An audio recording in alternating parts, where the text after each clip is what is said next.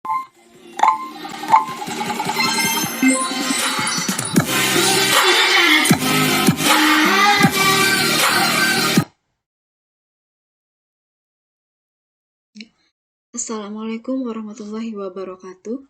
Perkenalkan, nama saya Maisarah, peserta Latsar Angkatan 15 Kelompok 3 dari instansi BPKPAD Kabupaten Banjar. Pada kesempatan kali ini, izinkan saya untuk memaparkan terkait analisis isu efektivitas berdasarkan tupoksi.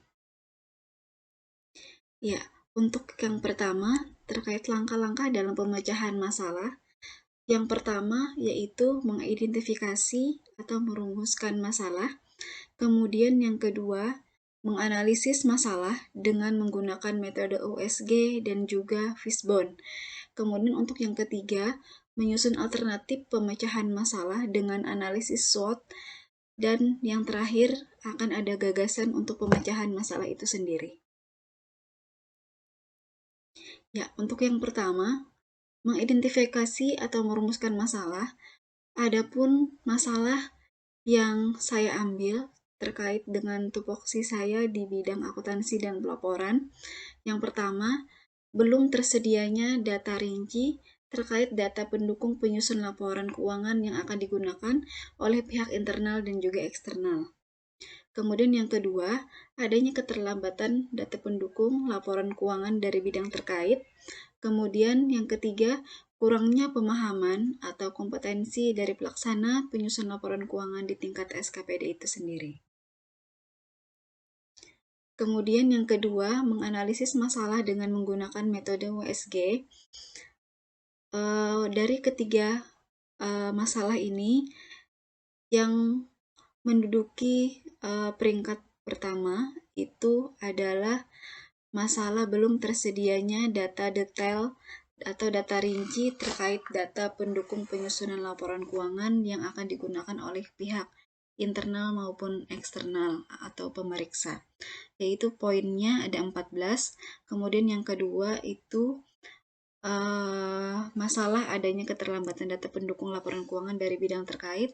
Kemudian yang terakhir adanya kurangnya pemahaman atau kompetensi dari pelaksana penyusun laporan keuangan di tingkat SKPD. Kemudian menganalisis masalah tersebut dengan menggunakan metode Fishbone. Dari masalah belum tersedianya data detail atau data rinci terkait data dukung laporan keuangan, ada beberapa faktor utama, yaitu ada 4.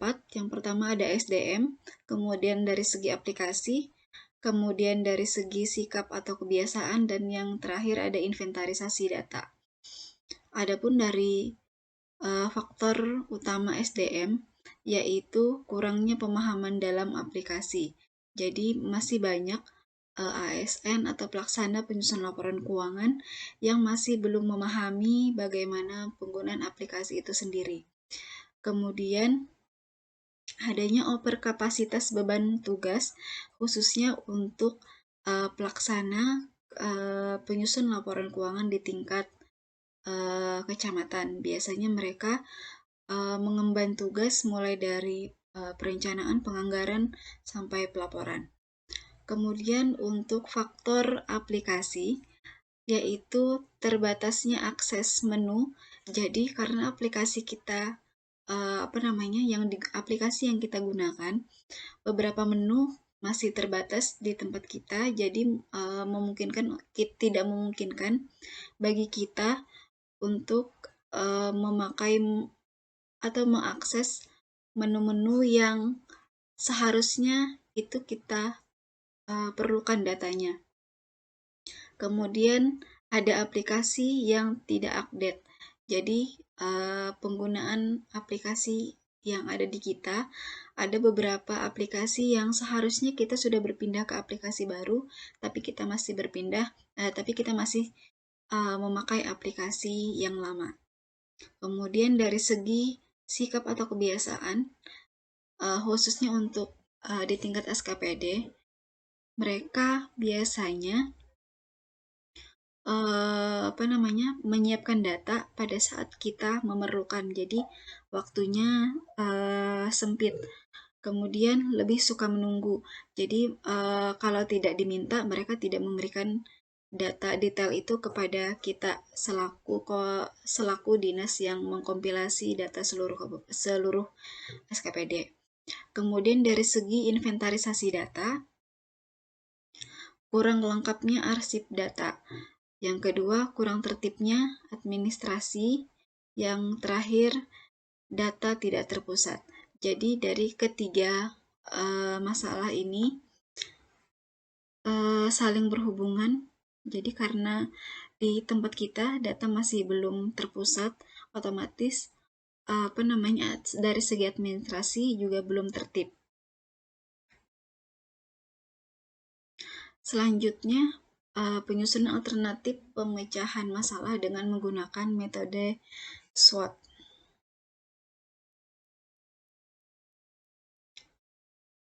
Ya, dari segi kekuatan, solidnya tim dalam ruang lingkup bidang akuntansi dan pelaporan sehingga bisa menyelesaikan laporan keuangan dengan baik. Kemudian yang kedua, dukungan dan komitmen positif yang datang dari pimpinan instansi.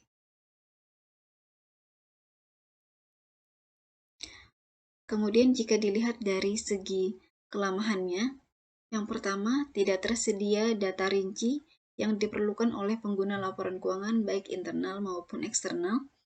Yang kedua, kurangnya koordinasi antar bidang terkait dalam pemenuhan data pendukung laporan keuangan. Dan yang ketiga, ada pengungkapan laporan keuangan yang kurang maksimal karena tidak tersedianya data yang rinci tersebut tadi. Otomatis laporan keuangan yang kita sajikan tidak menyajikan data secara rinci. Kemudian selanjutnya ada peluang. Yang pertama, penggunaan aplikasi akan berjalan lancar. Kemudian yang kedua, proses audit oleh auditor bisa lebih mudah karena data lengkap dan juga rinci.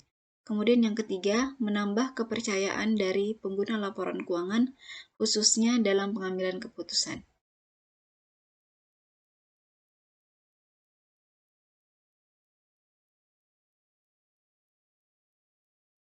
Kemudian untuk yang terakhir, ancaman. Yang pertama, proses audit yang rumit karena tidak tersedianya data.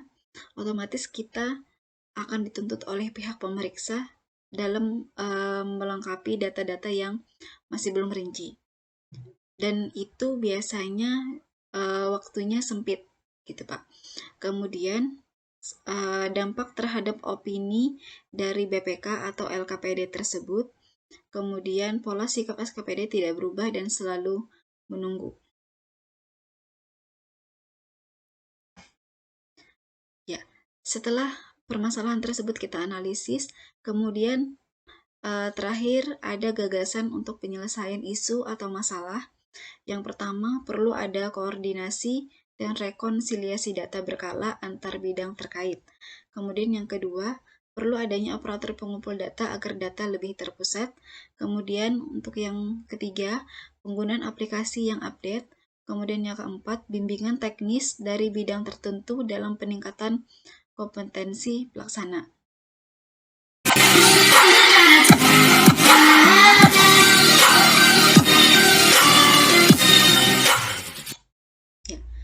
Sekian presentasi dari saya, salah hilaf mohon dimaafkan.